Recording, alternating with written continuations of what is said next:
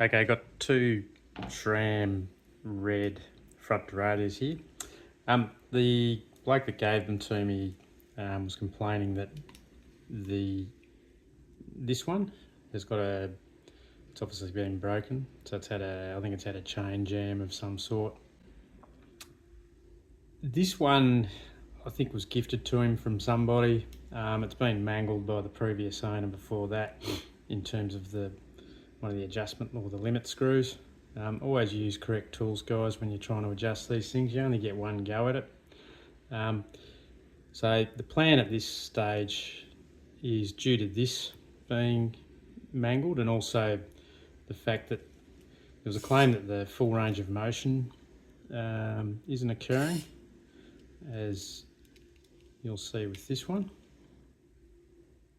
So this one, it's a bit hard to see on camera, but this one moves a lot more than this one. But upon having a look, I think it's just due to this limit screw here, because I can actually feel it bottoming out. So if I do adjust this, just take it out a couple of turns and see what happens. It's moving a lot more now, it's still bottoming out. We'll give it a few more screws out.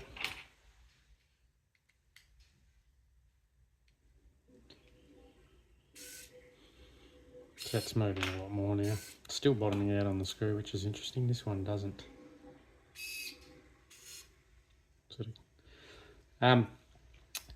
Anyway, the owners requested that I take this cage and transplant it to this one here.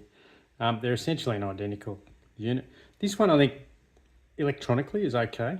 So once I remove the cage from this, if you remove this arm and replace it with the arm of this in future, if this one decides to fail, then you've still got a spare that you can have. The main aim of the video anyway, because I'm rambling on a bit, is just to see what's involved in doing a straight out derailleur cage change. They look on the face of it pretty straightforward, but where it does get a little bit fiddly will be with how we handle pre-tensioning and assembly of the spring. But everything else is just done with circlips. Circlips can be a little bit fiddly. They're a bit like fleas. Once you flick them or you use a screwdriver to remove them, they can be a little bit. They can tend to escape and disappear into the floorboards. But we'll see how we go. Okay, so we'll do the top arm first. So you got obviously the top arm or the top attachment. We've got the spring-loaded one. We'll start with the top, just because I think once I undo that, this will give us a bit of detensioning of this spring, which will make it easier. So I'm just using a micro screwdriver set here. Always put a finger behind. Once again, it's going to be a bit hard to show this on camera, but always put a finger behind the circlip when you're removing it,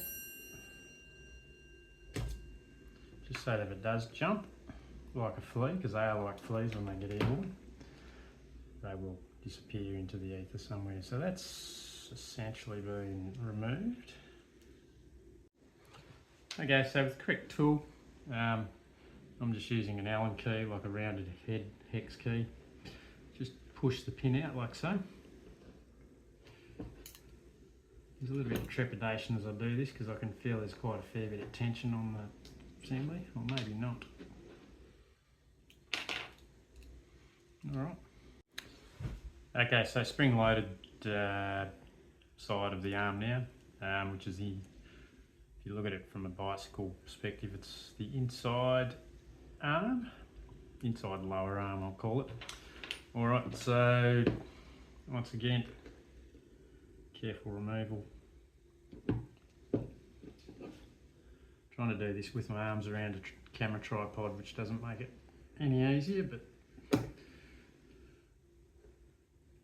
the benefits of YouTube, that's what you got to do. Alright, so that was pretty easy to remove once again.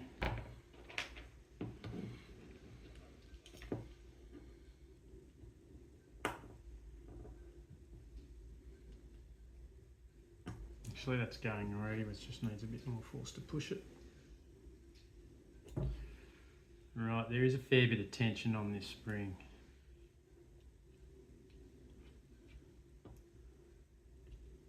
You can see that coming out.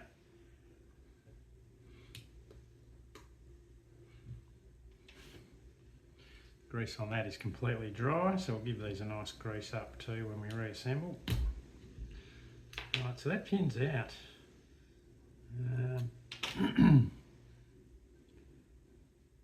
There was also a rapid loss of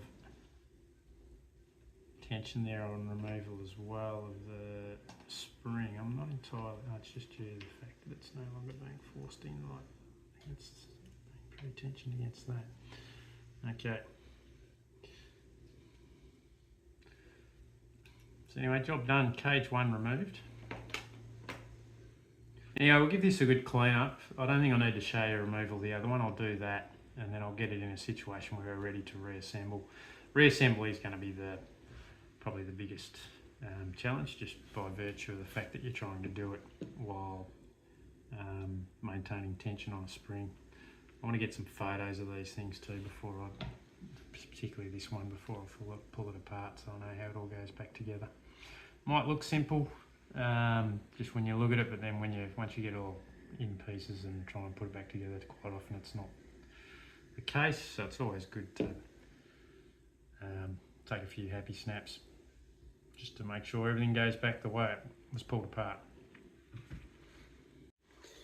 Okay, back from a quick clean. Cleaning involved generally I just wet the mechanical areas with inox spray and then I blow it out with an air compressor. Inox spray is quite a benign lubricant. It's actually made from memory, I think it's made from lanolin oil. And to give you an idea of how benign it is, I've actually accidentally sprayed it in my eyes on occasions and it doesn't hurt at all. So if you get a stray shot while you're using it, it's not going to be the end of the world if you get it in your eyes, which is always a good thing because it seems to happen to me a lot more than what you would think.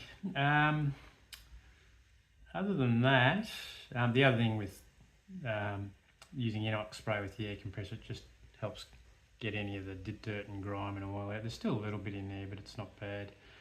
I'm going to put this back together. I'm just going to use a little bit of lithium grease on the pins. There are nylon bushes in here. I didn't sort of realise it when I was taking it apart.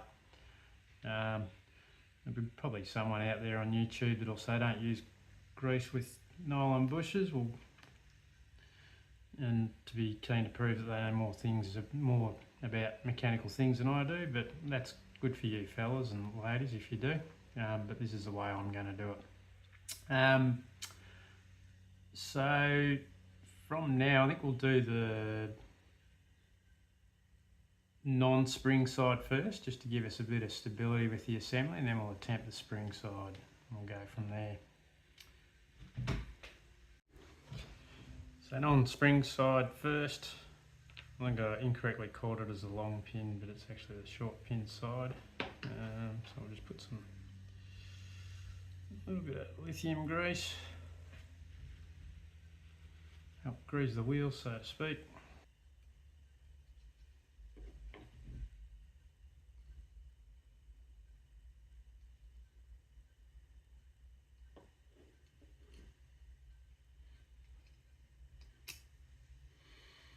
Okay, that's through. Now for the fun part, which is the circlip.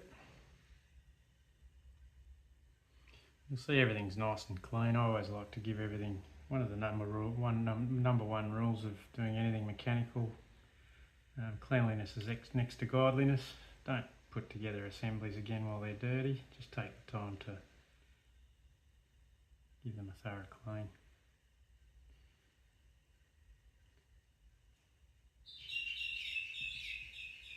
That's almost going to push on with my finger, but we'll...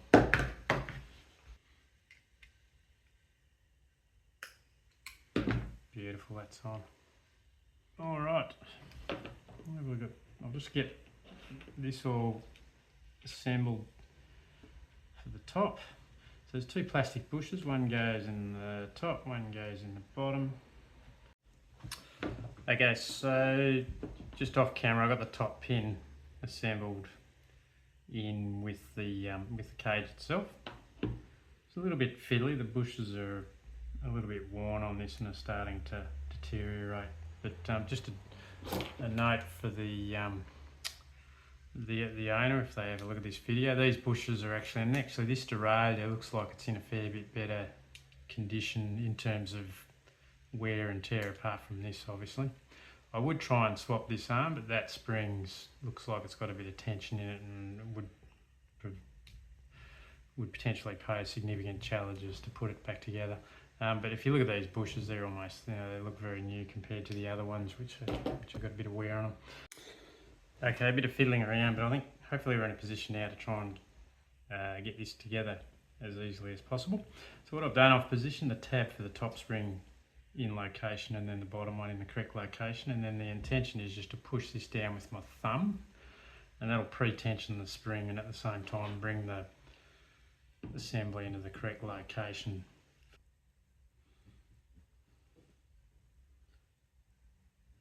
It's the thing with springs and circlips always mean plenty of faffing around unless you got the right assembly jigs and fixtures to do it. We've made a bit of progress though. I've got the pin through, top tab and the bottom tab are in the correct location. I think we're nearly there, people. Beautiful. There you go, we're in like flint.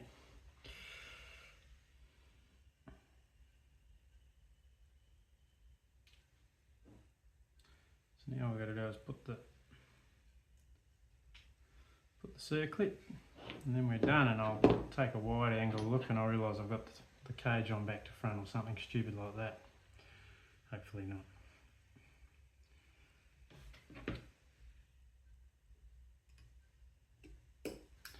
Right, so just a quick check, got the bottom and top pins in with circlips, pins are located. You'll see, as I said, I noted earlier, there's a little bit of fore-aft play, but that was like the one I removed it from, so that looks alright. Cage looks kind of straight.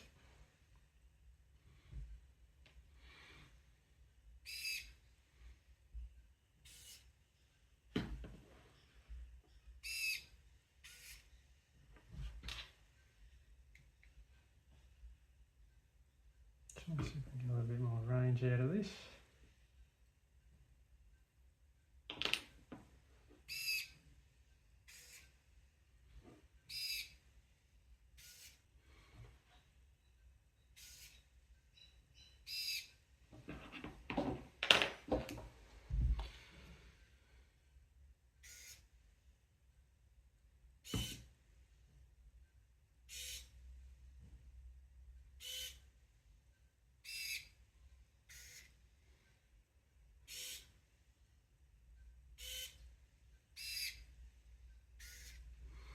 Checking the range, as I said, the owner said this one had less range, and I think he might be right, even though I've adjusted the screws. Anyway, there you go, that's a SRAM RED front derailleur cage swap.